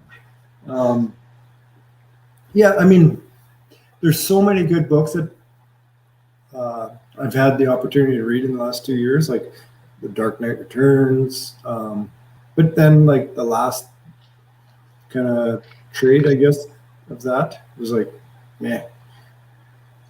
So, The Dark Knight 3, Mike, or Dark Knight Strikes Again, or which one was that?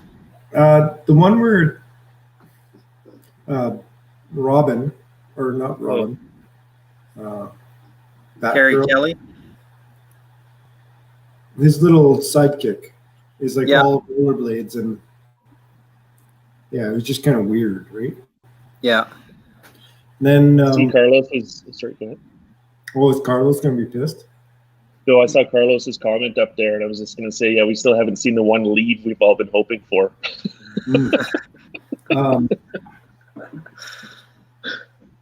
But the other, I'm really not a fan of Garth Ennis. So I'm sorry, Cam. Like, this might be the end of us, but like, I Now, really do you like. think that it's because we ruined you? Like, we found out what you were into, and then we gave you like 7 masterpieces right off the bat, and you thought that comics were all like that? You know, that's a good point, actually, because I think, like, when, I don't know, I was like on our 6th lunch, and you're like, what have you read? And I was like, oh, I read Sandman, I read Dark Knight Returns, I read Swamp Thing, and then Watchmen. Yeah, Watchmen, which was one of my favorite movies before I even knew about comics, really, right? So just imagine watching the movie with no premise and then reading the book after. Yeah, just the Garth Ennis, like The Preacher, I was like, this is going to be a really cool concept. I'd really like to see how this plays out. And he just went so basic. So your whole fart jokes?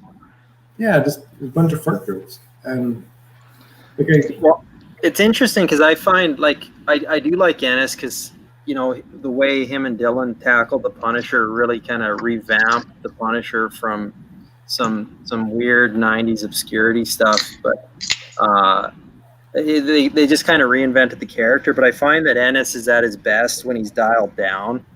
You know, when things go a little too haywire. And I think the Punisher Max series with Dylan and Jason Aaron, I think Aaron did such a good job of having still this extreme version of the character, and then but he just, you know, he didn't quite take it to that next level of ridiculousness, or just let it be unseen. You'd assume it rather than actually see it. Yeah, and because Aaron's run on that with Dylan is dark. Like, it's just as dark as any of the Ennis stuff, but it's dialed back. And like you said, yeah, you know, thought of kind of unseen. But it's kind of interesting. I don't know if it's just a guilty pleasure, you know, reading Ennis, reading The Boys, and seeing like Derek Robertson's art on those early issues of The Boys and how like graphic and insane those early issues were. I don't know. It's almost just like a guilty pleasure. But I do think like Ennis's, some of his characterizations, especially in The Boys, are really cool. Like if you're not into those extreme versions of, you know, all these gross, insane goings on, some of the characterizations in there are really, really great. And I think that's what makes Ennis really good. It's just you have to kind of swim through that a bit. Yeah, I get that. I just, maybe I'm just, because I'm coming into comics in my 40s, I just don't have the time for the. You don't even like when I tell fart jokes. No, I don't, because that's my material. That's my job. I like that, Octavio. I wrote those down. I am going to check them out as soon as my local comic shop will allow me. I will get it. Yeah, Preacher, I really thought had a ton of promise, and I really hoped he would go places where he would use his red eyeball power a little more. But I guess he didn't need to, and that was part of it. Yeah, he subverted some expectations. Yeah, well, that's interesting too with Preacher, because that was another one, like Preacher, Scalp, The Boys, all that stuff. Even the Punisher stuff. Oh, I guess I read the Jason Aaron issues in floppies, but everything else has been a trade. So you wonder. Yeah. Go ahead, buddy. What was that? I wonder how much of it is like like the Matrix, where you don't know what'll be a success, and so you put all of your great ideas into the first section. Yeah. Like, yeah, that's great. We're gonna give you 4 more years. You're like, well, I used all my ideas in the first one. Yeah. So like we watched that with or with House of X and Powers of X. He said he could have done it in 6 issues. I wonder how much of it tapers off and ends up being a disappointment just because they're trying to feed the commercial beast. Yeah, I think probably quite often. Zaff, what's your favorite Punisher run, or are you kind of torn? I think my favorite modern Punisher is basically mostly because of the drawing, the Goran Parlov. Yeah. Oh yeah. That's my all-time favorite. Barracuda arc is insane. Yeah, I think Goran doesn't get enough credit amongst the masses for how incredible he is. Amazing. Yeah, him on Punisher, well, him on anything is phenomenal. Because even when he tackled that Starlight series with Millar, it wasn't really Parlov's standard fare, but it was still fantastic. He's always good. He's one of those guys that can't seem to draw anything wrong with paper. I hate those guys. So Octavio is saying that Comixology right now you can get the first issue for free, Mike. For which one? For Astro City or the Authority? Octavio? First issue of anything? Do we get Comixology Unlimited in Canada yet? I don't know. Because I know we didn't for the longest time. Do you get it in Argentina? No, but I'm used to not getting anything here in Argentina. Yeah. I missed that. Especially your money out of the bank. Right. Yeah, we're used to that kind of thing. Sorry guys, I've been dropping in and out here, but Stefan Brew and I we chatted a few weeks ago, and then he just randomly reached out to me tonight. So he's to log in and join us. I just love that you two are actually friends. Yeah, it's kind of fun. Does he want to log in? Yeah, I just sent him the link. Yeah. Oh, not this link, but the watch link. But no, send him the link to talk. Oh, okay. Watch out, guys. Yeah, exactly. Octavio does it. All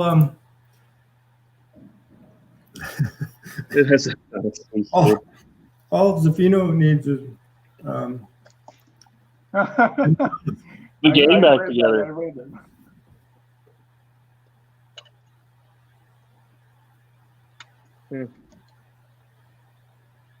How about you, Cam?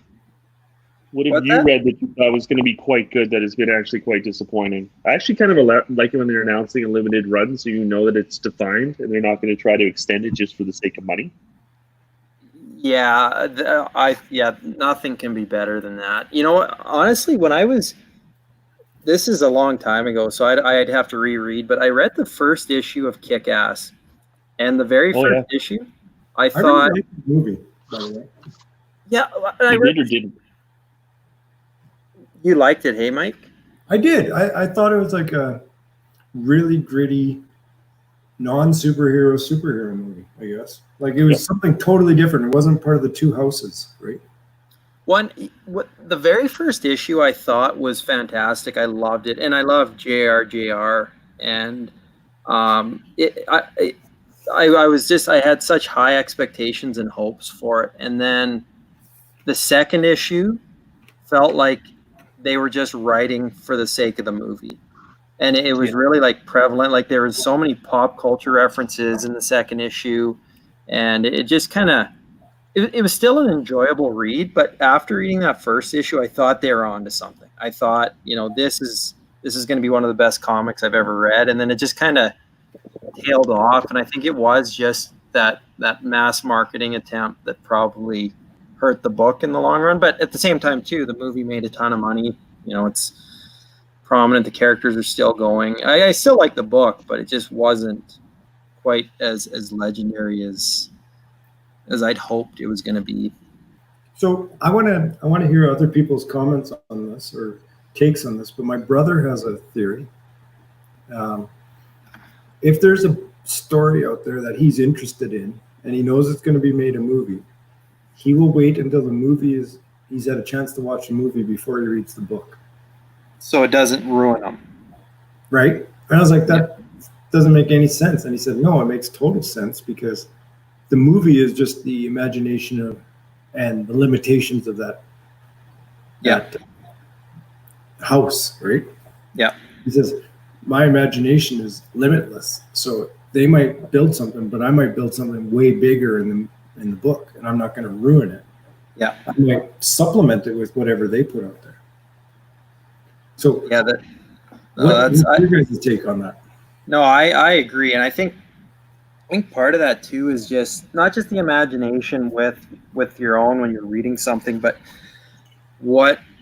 there's so much going on between panels in comics as well. So despite it being a visual medium, you can still see that you're still applying your own sensibilities, your own imagination to it. And I think that's very true. And I think even with movies and what they're capable of doing nowadays, you're still limited in what you can do. Whereas with comics and even in your own imagination, there really aren't limits. So that's my take on it. Mm-hmm. I'd like to hear Octavio because he's got a lot to say. Octavio, we should have given him the link. I'm going to save him. I was going to invite him to do one a little bit later because he's causing a stir with his lack of screen tone preference. I'm just kidding, Octavio. But so I just want to say I like watching this part of the process where Gerardo's playing whiteout. Just it looks to me willy-nilly, and then when you step back, it's like, oh yeah, that's where that lighting would show. But he's just so quick about it. Well, I don't know. It's that's just. I think it's mostly the subject because I usually I am more careful when I'm doing like a figure or building or something like that. But when you're doing nature shots and stuff like that, it's all more organic, so you can do it quicker. Sometimes it's way better that way. I was gonna ask you too, Zaf. Did you ever take any formal schooling at all, or is this all just kind of on your own? Not formal, no. I used to go to high school, an art high school, but it was more fine art oriented. Oh yeah. And they were a little judgy when it came to comic book people. Oh yeah, they're elitists, like fine art elitists. Like this dog's playing poker. Right. Is still. Well, I had a crappy time there, and I didn't learn that much there. I used to have I used to go to courses and stuff like that when I was around 14, 15. So what was the TSN turning point when you're like, you know what? I draw a badass daffodil. I'm gonna go into comics. Daffodil. Yeah, I like that. I mean, I went through all high school over there. I didn't drop out, but it was hard. It was hard, especially because they wouldn't let me do anything at all. Yeah. I just had Yeah. to do what they wanted, and I had some pretty cool teachers that weren't that bad, but the general direction they went for is sort of more traditional. And So is it like it was a no questions asked? You were going to be a comic book artist. That was yeah, it. That or like a professional exactly. dancer. The thing is, well, not exactly. But Oh, you should have. You had talent there too. I saw those hips. no, but the thing is, they weren't that good at that either. You know. You're- But you said you got to make mistakes. You know, like it's okay. So what was the and, first gig? Like what was the first job that you got? in comics or in, Yes. Yeah. in comics, I think I had to. I did a few spot illustrations for a friend's fanzine, underground. When I was around 14 or something like that. Oh shit. Right around when you were buying your first comic. Straight Yeah. Toasters. And I think that was the first one. That's the first non-paying gig I have. Oh. That they didn't pay at all. So it's somebody that's been earning their income in the industry for, like how old are you now? Like you're 17, 18? 17. How long have you been doing this for? If you started when you were 14, you're 20 years. Have you seen huge changes in the way that artists are treated, the way that they're compensated? I'm not that experienced in that area yet. Yeah. I don't know. Yeah, no, I couldn't say. If you've noticed a huge difference. No, not really, because it was a completely different thing back then, and I didn't have any contact with any professional artists back then. Yeah. So I had nothing to compare it to. But yeah. I don't know. I couldn't say that. That I couldn't say. Huh. It's funny because Gerardo and my first experience together was just me. I saw his work and I was doing a comics project for a pitch, and I just reached out to him and, hey, can you do a cover? And he just responded right away and is like, yep. No way. That's how approachable Gerardo is. Like you have no idea that he's got 85,000 male followers. Like you would never know if you met him, and it's like the down to earthness of him. I think is part of the appeal because How do you know they're all male? Oh wait, well, they follow me too, Mike. Hmm? They follow me too. And not just the following with Gerardo too. I think it's just the respect with the peers, and that usually can tell the tale. But I guess I look back on that, Gerardo, I don't remember when that was, like 2012 maybe, something like that. How did you take that? Like this weird Canadian reaches out to you. And because I was putting it together for a pitch. I think I pitched it to it was Comics Experience at the time, and I think that they were doing a thing with Comixology where they were taking pitches and they were publishing some stories from this online schooling thing. And Gerardo, is that Abel Sedman? Is that your friend? Yeah, Abel Sedman. Yeah. Is he from Argentina as well? Yeah, he is. Because he did some. We actually did. He did colors for that piece you commissioned back then. Yeah. And we actually did a full comic, self-published comic back when I was around 16 with him. Oh, nice. Here. And I just inked it, and I inked it. I used to ink. Well, he had a very, very clean style, so I tried to do it clean, and I look back at it and I'm kind of ashamed of it.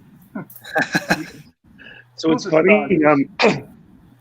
Scott Williams just had Finch ink one of his pieces, that X Factor variant. I don't know if you saw that, but he posted it on CAF.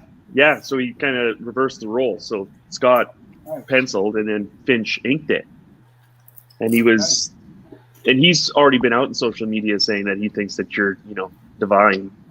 And so when he posted that and he said, I'm looking for other examples of somebody trying to do this, I suggested you. And like, what do you think that to be enmeshed with styles in that? Like, do you think that there's guys that you can and can't ink, or would you do something like that? I mean, I always wanted to ink other guys, but I will always do it in a in a printout. I wouldn't never over an original. Never try to ink original art of someone else. But yeah, I think it's fun. I think the only time I did something like that was with the Kirby Apocalypse Dark Side. I did. Oh yeah. I think that's the only time I did it for fun. I can't remember any other time. Like seeing how, talk about an underrated stress level with an inker on top of original art. Right. I don't think it's underrated though. I think that's. Well, I've seen. Have you seen Chasing Amy? Yeah. Tracer. Speaking of which, I watched Chasing Amy like 2 nights ago, and that movie holds up. It's very of its time, but that movie is fantastic. Yeah. And Mike Allred looks. That guy was a young stud. He's a vampire. Like, he doesn't age. Oh my God! I'm like, who is that professional model they hired to play Mike Allred? And then I'm like, that's that movie.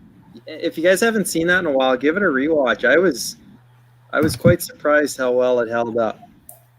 For the comic content, I thought it was great. Yeah,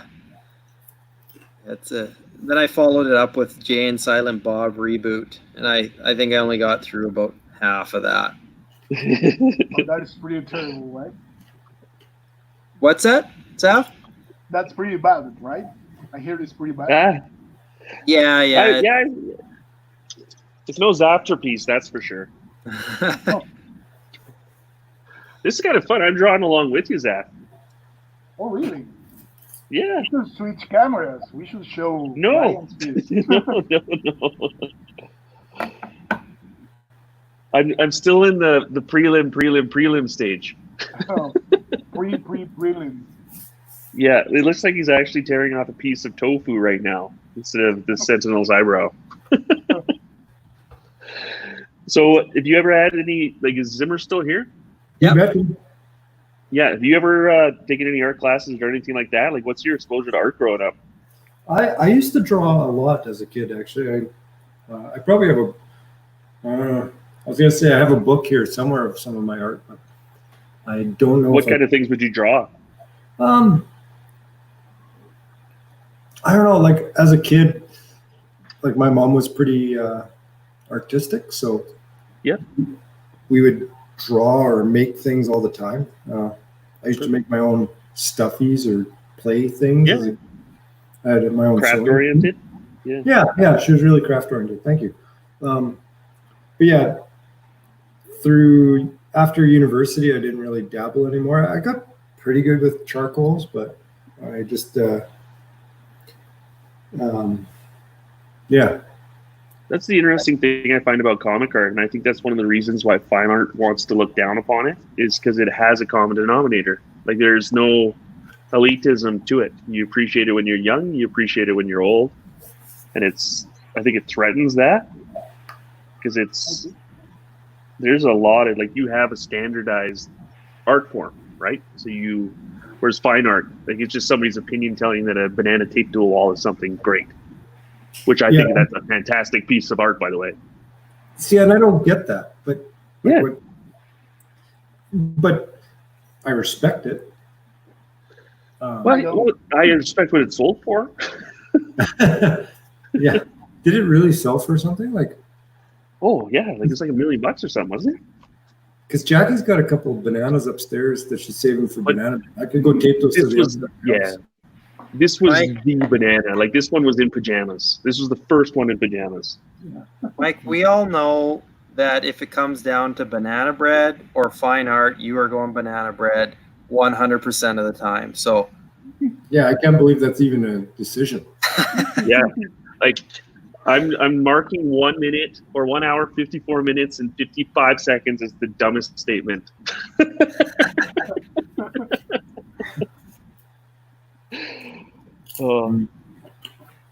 I'm just joking, Cam. I don't know if anybody's got the impression, but I believe we are very good friends. We were.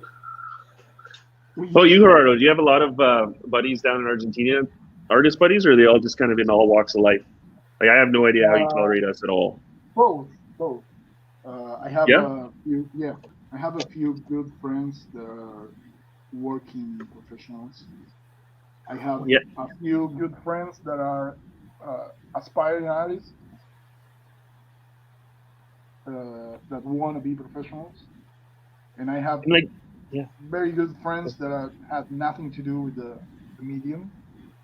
So it's a little bit of everything over there. David's asking if I finished his piece. Should I show him my prelim to this point? Or yeah, I think you should. Okay. This is the hairy eyeball. the whiting. So it's getting, yeah, those are chords. I will ink them, and then it's the big bad Russian. For your Colossus piece, David, that Gerardo's doing, he just let Ryan lay it out. So Yeah. he's gonna ink over top of that. Baby? Oh, he's talking. He's talking about mine. Yeah. Yeah, Zaff, the Colossus commission, that's David's. That's awesome. That's next on the board. Yeah, I'm doing the layout for him. You know what? Just take your time, Zaff. David's good until like 2021, 22. He's fine. I know.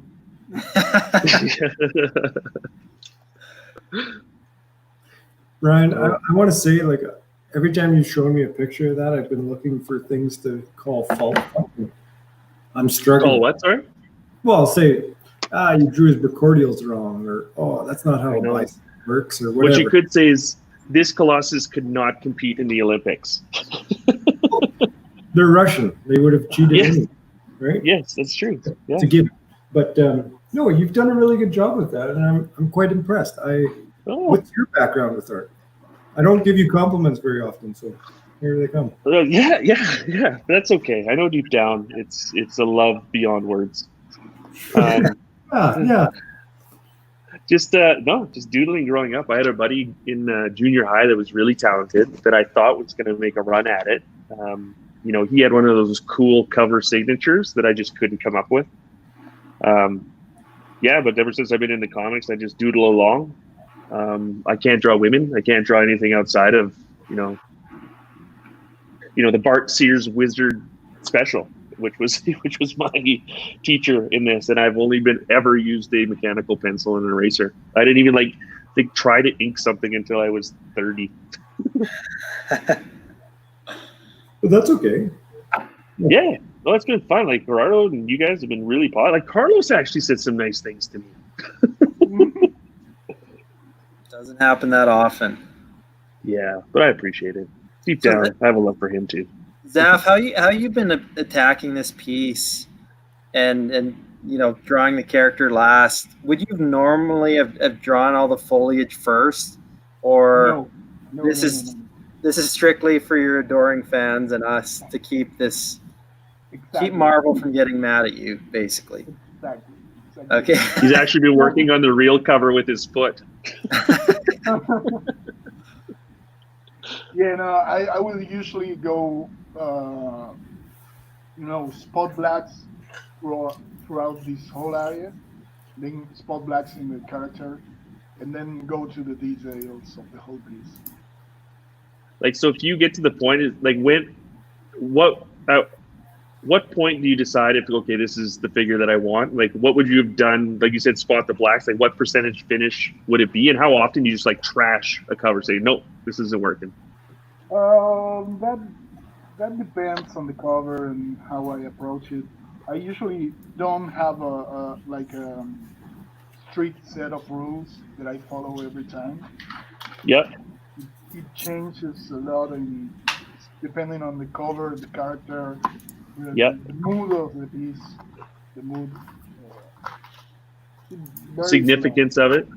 Yeah. Yeah. Like if you're drawing like, you know, Cam Jarvis Inky Knuckles #1. Yeah. Yeah. But if it's Ren and Stimpy number 97. I love Ren and Stimpy. Me too. Like, I'm looking for a Bob Camp cover. So yeah, but that changes a lot between piece to piece.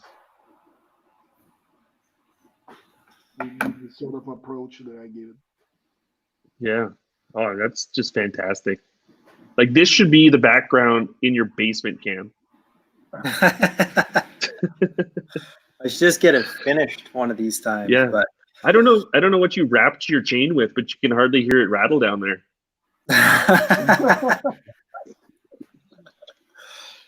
well, the chaos that's going on upstairs, I had to figured it wouldn't be conducive to a good live stream environment. Oh, come on. Yeah, especially if you can. Yeah. Well, my 3-year-old's grandfather gave him a keyboard, a full-size keyboard today. So, that's Is awesome. his grandpa brand new? Yeah, it's interesting. So there was some music being made earlier. Allegedly. Melodies. That's right. Cam, if you'll let me come in there, I will wear full PPE and drive all your for fun. Well, Mike, you came by the other day, and I was on like call or I was on a live stream, and yeah, you didn't even come down and say hi. Can you go back to O for 1 sec? I want to show him that I will draw feet, and I'm very proud of that fact. Oh, that's a foot. I see it. Yep. I'm not afraid. He's had his foot drawn a lot. Actually, like the soles, my patented, the soles of my feet are actually Punisher skull. Sorry, I'm sorry. You can take me after live, Pete. I just saw something I didn't realize was public.